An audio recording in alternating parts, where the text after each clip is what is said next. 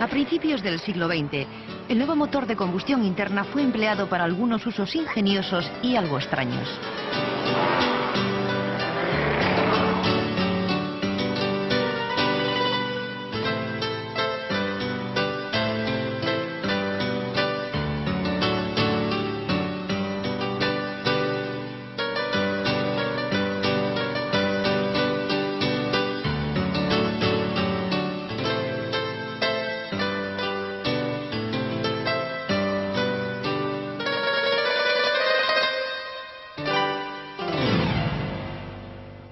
A pesar de todos estos experimentos, los principios básicos del motor de combustión interna no han cambiado, aunque con los años sí ha cambiado algo su diseño. La configuración en línea, con los cilindros y pistones en línea recta, ha sido la más corriente, con un número de cilindros que ha variado entre 2 y 12 o incluso más. Otra alternativa es el motor en V, un doble bloque con cilindros alternados formando una V y todos los pistones moviendo el mismo cigüeñal. Es más compacto que el de cilindros en línea. Otro diseño es el de cilindros alternos opuestos horizontalmente. Consigue un motor muy equilibrado y, como los demás, también se usa hoy día.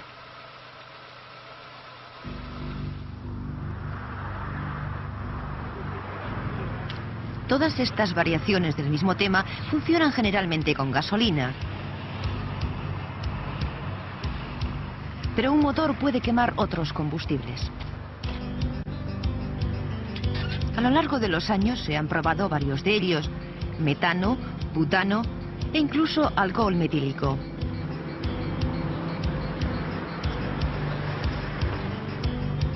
El más corriente es el butano, también llamado LPG, gas licuado del petróleo.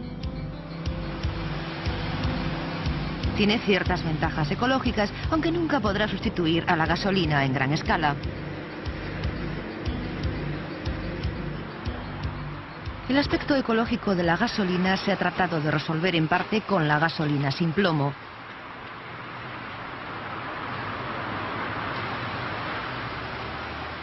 Tradicionalmente se añadía a la gasolina en el refino una pequeña cantidad de plomo para que la mezcla no explotara antes de tiempo en las cámaras de combustión, lo que se llama detonación, en vez de quemarse rápidamente al saltar la chispa de la bujía.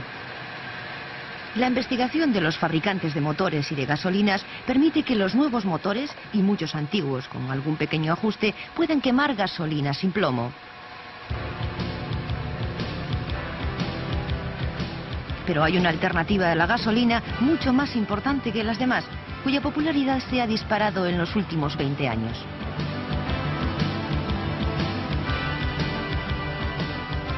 La diferencia esencial entre la gasolina y el diésel es que un motor de gasolina necesita la chispa de la bujía para quemar la mezcla, mientras que un motor diésel hace explotar la mezcla por una mayor presión, como veremos. Los principios básicos del funcionamiento y los principales componentes de un motor diésel son muy parecidos al de gasolina. Lleva un bloque con el cigüeñal y los pistones y debajo el cárter de aceite. También lleva una culata, pero aquí se acaban las coincidencias. No lleva cámaras de combustión en la culata y esta solo tiene 3 agujeros, 2 grandes y 1 pequeño.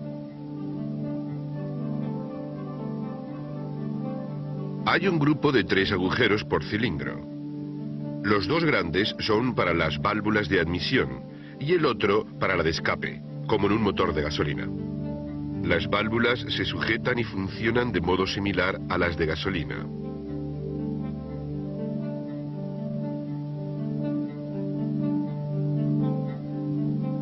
Pero la diferencia está en que el agujero pequeño no es para una bujía. Con la culata encima del cilindro podemos ver que el tercer agujero conecta a una pequeña cámara, conocida como cámara de turbulencia, con la parte superior del pistón, lo que conocemos como cámara de combustión. La cámara de turbulencia, llamada también de precombustión, lleva un inyector mecánico de gasóleo. No hay que confundirlo con los inyectores electrónicos de los motores de gasolina que veremos en la siguiente unidad. Cerca de cada inyector va una pieza que se llama calentador. Como en los motores de gasolina, la culata va atornillada al bloque con una junta hermética entre ambos. También, como los motores de gasolina, las válvulas de admisión y escape se abren mediante un árbol de levas movido por el cigüeñal. El aire entra en los cilindros donde se comprime y así se calienta.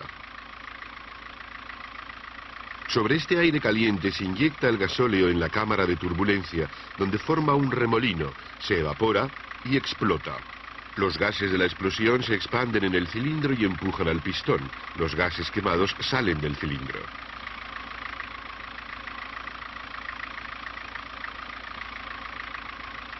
Como el pistón al elevarse comprime y calienta el aire hasta una temperatura superior al punto de explosión del gasóleo evaporado, el gasóleo se quema sin necesidad de bujía, en cuanto se inyecta en la masa de aire caliente.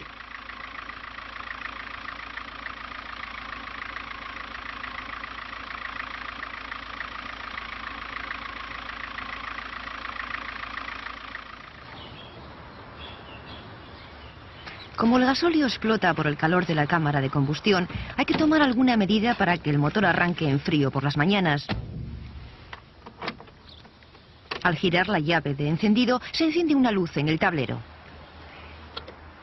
Esa luz indica que los calentadores de las cámaras de precombustión se han encendido como una resistencia, calentando el aire.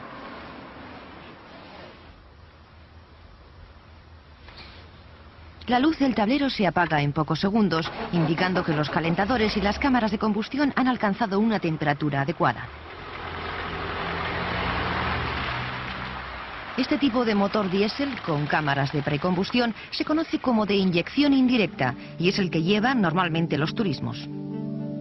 Pero también es corriente la inyección directa, que se usa sobre todo en los vehículos industriales.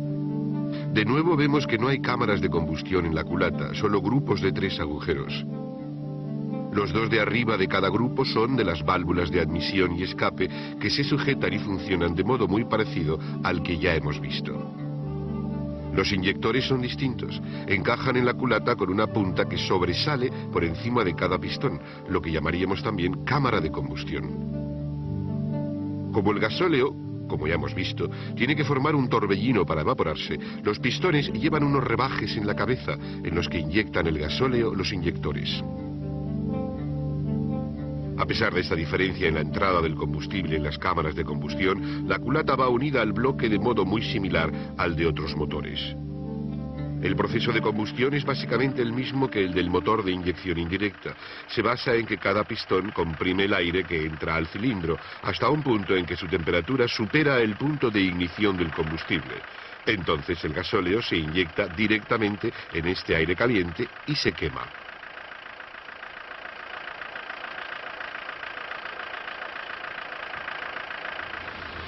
Inyección directa o indirecta son 2 términos que se usan para describir distintos tipos de motor. Pero el tamaño y la potencia del motor se pueden expresar de distintas maneras. Números, que son sus estadísticas vitales. Los números en la designación de los modelos se refieren muchas veces al tamaño del motor, aunque no siempre es fácil adivinarlo. La cifra que define el tamaño de un motor se refiere a la capacidad de sus cilindros y no a sus dimensiones externas. Se calcula el recorrido del pistón desde la parte de arriba a la de abajo del cilindro, expresado en centímetros cúbicos. Como además 1000 centímetros cúbicos son 1 litro, la capacidad del motor se redondea a litros. Es más fácil decir un motor de 1,5 litros que de 1486 centímetros cúbicos. Otras dos dimensiones que se dan de un motor son el diámetro y la carrera. Diámetro de un motor es el diámetro interior de cada cilindro, en milímetros. Carrera es la distancia que recorre cada pistón entre los dos extremos de su recorrido, también expresada en milímetros. Pero otro dato vital de un motor es la relación de compresión. Aparte de que un motor diésel no lleva bujías, esta es quizá la principal diferencia entre un motor de gasolina y un diésel.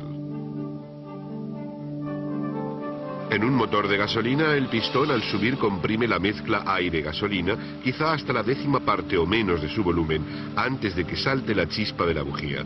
Entonces se dice que el motor tiene una relación de compresión de 10:1.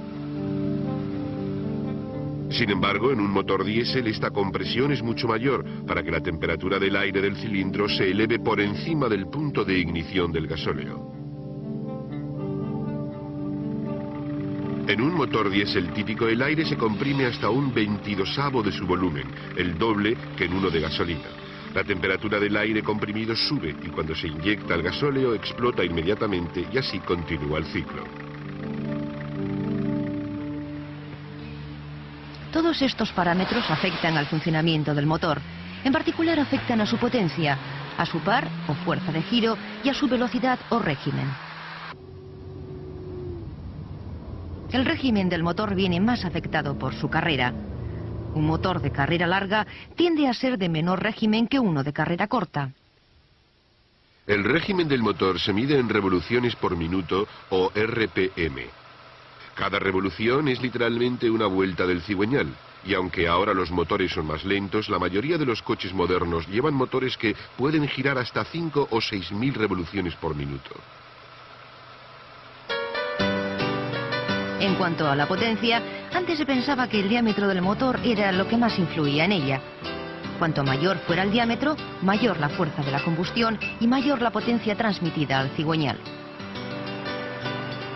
Por eso los primeros motores eran cada vez más grandes y sus proyectistas hacían los cilindros cada vez mayores, buscando mayor potencia. Pero hoy pensamos lo contrario al habernos dado cuenta de que la potencia de la combustión no depende del tamaño del cilindro, sino de una mayor calidad y regularidad, como veremos a lo largo de esta serie.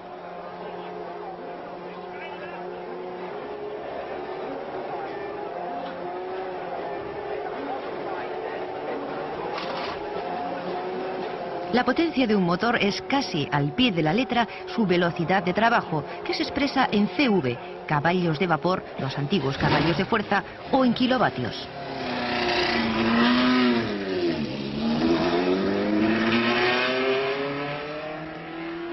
La cifra que se da es siempre la potencia máxima. Para que sea correcta se debe añadir el régimen del motor al que se consigue esa potencia.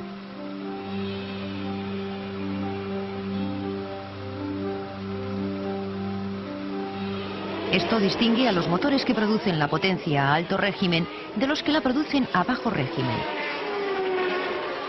El motor de un bólido está diseñado para producir su máxima potencia a muy alto régimen, unas 10 o 12.000 revoluciones.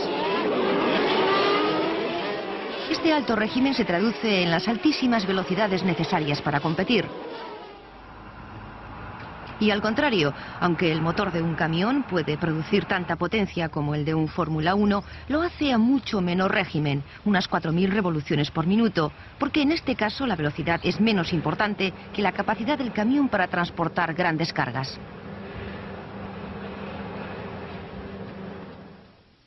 Esta capacidad se ve afectada no solo por la potencia, sino por el par motor. El par motor se expresa en general en newtons por metro y como la potencia siempre se expresa en el máximo que consigue un motor a un determinado régimen.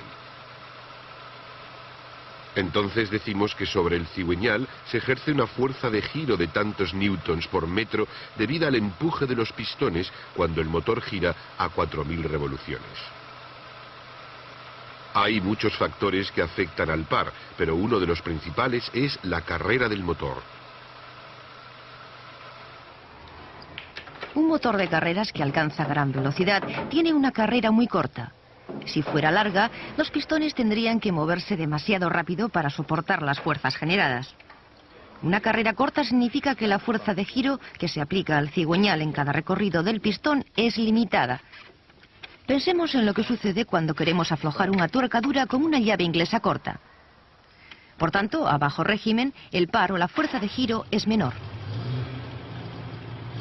De hecho, un alto régimen supone sumar muchas pequeñas fuerzas de giro en una más grande, lo que supone un alto par a mayor régimen. Pero esto no es muy práctico para un vehículo comercial. Un vehículo comercial requiere un alto par a bajo régimen para transportar cargas con más facilidad. Como el motor no tiene que alcanzar un alto régimen, la carrera del pistón puede ser más larga, lo que da una mayor fuerza de giro. Es como aflojar la tuerca con una llave muy larga. Por su parte, el motor de un turismo tiene que reunir lo mejor de ambos casos. Como hemos dicho, siempre se da el par máximo y el régimen del motor al que se consigue. Pero lo más importante para el conductor, siempre que no sea de carreras, es la curva de par. En otras palabras, la capacidad del motor para dar un alto par a cualquier régimen. En general, un turismo es más fácil de conducir si tiene un alto par a cualquier régimen, pues eso supone que el conductor no tiene que llevarlo muy acelerado y cambiar constantemente de marcha para mantener el régimen cerca de que da el par máximo.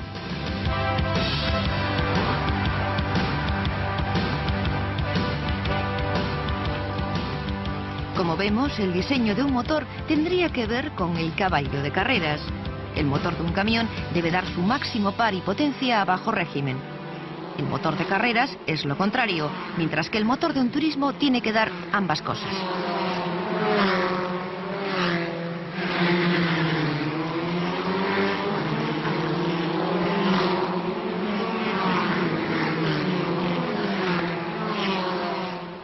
Las necesidades de servicio de las distintas familias de motores se han reducido al mínimo, pero sigue habiendo ciertas cosas que el fabricante recomienda hacer. Naturalmente, el aceite va acumulando partículas de carbonilla sin quemar. Si no se revisa, se iría contaminando, lo que afecta seriamente a su capacidad lubricante. Por eso se recomienda cambiar el aceite y el filtro en los coches modernos al menos una vez al año. En el otro extremo, como caso más duradero, la correa de la distribución del Ford 16 válvulas con doble árbol de levas dura hasta 90.000 kilómetros.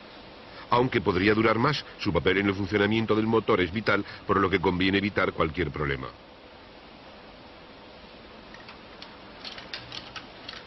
Pero estas no son las únicas revisiones rutinarias que afectan a un motor. El reglaje de las válvulas ya es cosa del pasado desde que existen los taques hidráulicos. Una combustión más eficaz supone que no hay que quitar la carbonilla, lo que suponía rascar literalmente las cámaras de combustión. En realidad, si no se abusa de él o se ignora, un motor moderno no se estropea seriamente.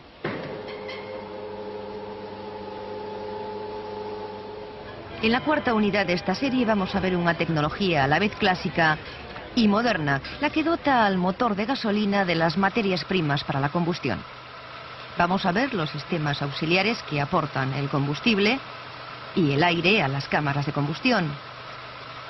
Cómo la gasolina y el aire se mezclan antes en el carburador y ahora se inyectan directamente en el colector de admisión de los vehículos modernos.